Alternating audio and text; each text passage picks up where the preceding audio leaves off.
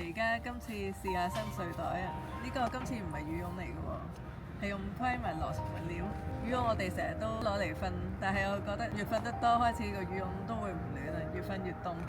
所以今次試下另外一個物料 Primaloft，因為物料都係第一次用。Primaloft 嘅好處咧就係濕咗水都仲有保暖能力嘅喎。咁所以我諗住將來去外國都試下帶佢去，因為外國係特別大霧即係就會環境特別潮濕，個羽絨就會冇咁暖。所以就試下呢個 Primaloft。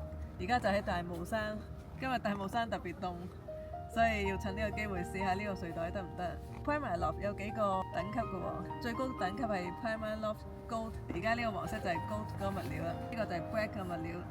咁另外你會見到 Primaloft 會有啲數字嘅，有160，有啲有133，有啲200。咁呢個就係講緊佢嘅每平方米有幾多克嘅 Primaloft 保暖棉喺入面咯。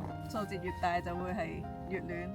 咁其實喺香港用呢，我諗160都足夠㗎啦。Limit 溫度8度，咁呢個就 Limit 溫度9度到啦。華氏48，即係9度啦。今日就唔係凍得太嚴重嘅，但係都係比較凍嘅一日。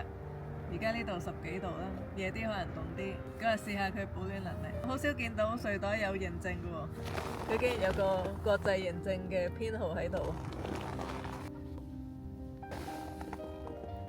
都未開過新嘅。咁樣個頭係打開，呢個都係可以解鬆佢嘅呢度。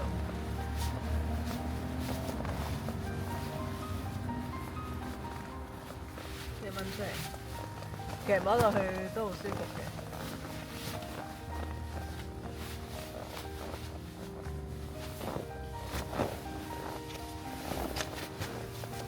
可以睇下入面嗰個料，而家摸落去就好舒服。要今晚夜啲好寒嘅時候，再感受下佢。Primaloft， 有啲人就讀 Primaloft。我依家呢個 Kiva 呢個咧，咁佢側邊有條拉鏈嘅，可以變成皮嘅呢個。係啊。呢個可以成個打開喎。其實你可以試下將呢個睡袋攝入去，咪呢個睡墊啊，充氣睡墊係可以攝入去呢個睡袋度嘅喎，咁啊唔會移位咯。我未試過係啊，試下咯。隻頭喺邊？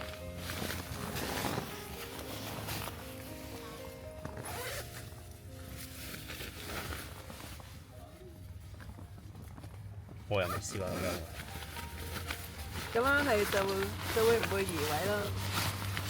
係再隔多次個地下，有個 Primaloft到墊埋個墊地，墊埋喺睡袋底下，隔埋地氣，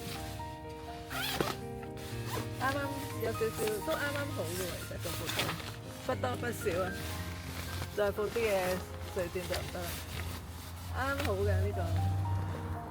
我哋就用師傅submit睡墊，真係好輕。哦，即係當好似 BB 咁樣。當呢個咁樣，你個頭喺下面定上面嘅？你可以當呢個 BB 嘅真係，因為佢係潮濕或者濕咗水都唔會妨礙保暖啊嘛。但係羽絨就唔得。睇下呢個枕頭係咪食？頭先啊，咁你個頭就喺呢度出現。呢款就個設計有啲唔同，佢係一半嘅拉鏈㗎。咁樣個拉鏈係咁樣一半嘅咋，唔係成個，隻腳又套到好實，都可以試下攝唔攝到嘅，做下實驗。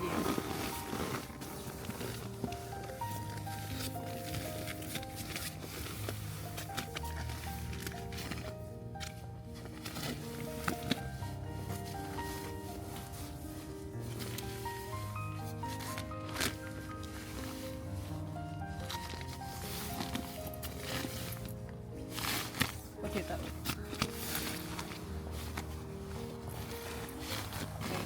係得嘅，係拉唔拉到拉鏈？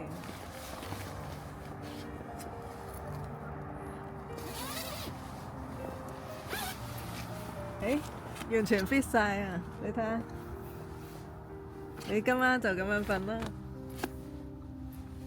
擺埋個枕頭落去，呢個都係好輕嘅枕頭咯，完全係輕量化。試下攝個人入去，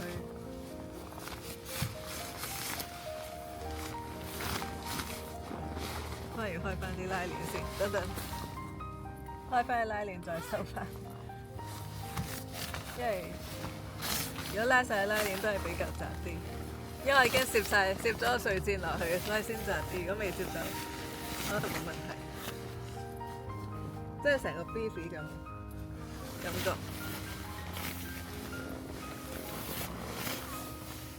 開翻個拉鏈都幾舒服，但係有個睡墊喺入面咧，又唔會喐嚟喐去嘅。食完晚餐啦，入嚟帳篷準備瞓覺。而家呢個套咗Primark落嘅地蓆非常暖和，因為我哋個地蓆為咗輕咧，我哋揀啲 R 值好低嘅，1點幾嘅咋。咁我地蓆會摸落去好凍。而家因為套咗Primark落嘅睡袋，摸落去唔凍咯，完全即係好舒適嘅溫度。而家入去瞓覺。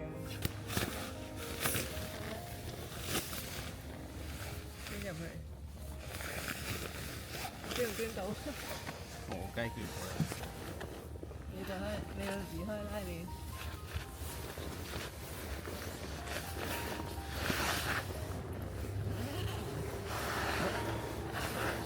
瞓覺啦。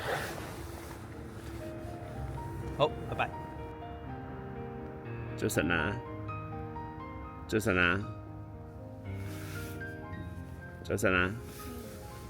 起身啦。嗯。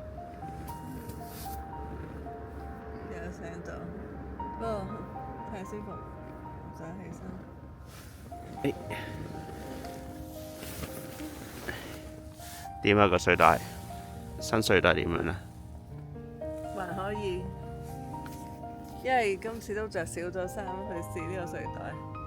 之前會着埋羽絨瞓，都冇着羽絨，着呢件斬毛。你尋晚唔係就咁着背心瞓嘅咩？係啊，跟住最後加件斬毛，都要加件斬毛。夜晚係個溫度會跌好多嘅。雖然呢個8度9度睡袋，但係佢感覺就似用緊0度羽絨睡袋咯。都要加啲衫瞓嘅。我係冇咁誇張，我純粹覺得都暖咯。呢個睡袋好係即係唔係用動物毛喎，羽絨嗰啲係用鵝毛，其實都幾恐怖下。即係諗佢嘅製作過程好恐怖。如果係改用呢啲係用環保物料，唔係用動物毛嘅睡袋，又做到保暖效果，其實呢個係唔錯。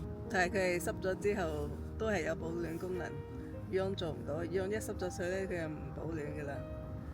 所以呢個如果係出到去啲外國好潮濕啊，或者去雪地露營啊，當然雪地你就要翻厚啲嘅 Primark 啦，呢個就未夠厚。